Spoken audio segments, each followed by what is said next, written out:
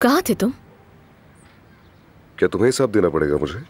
अगर तुम मेरे शौहर बनने वाले हो तो बिल्कुल देना पड़ेगा। कल रात किसी ने सानिया के घर में घुसकर उसे मारने की कोशिश की है। मुझे शक है कि कहीं आपका हाथ तो नहीं है इसमें।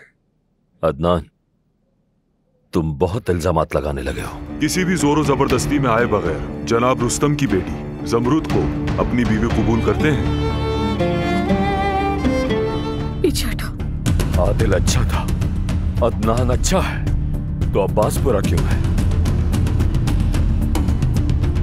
आदिल अच्छा था, अदनान अच्छा है, तो अब्बास बुरा क्यों है?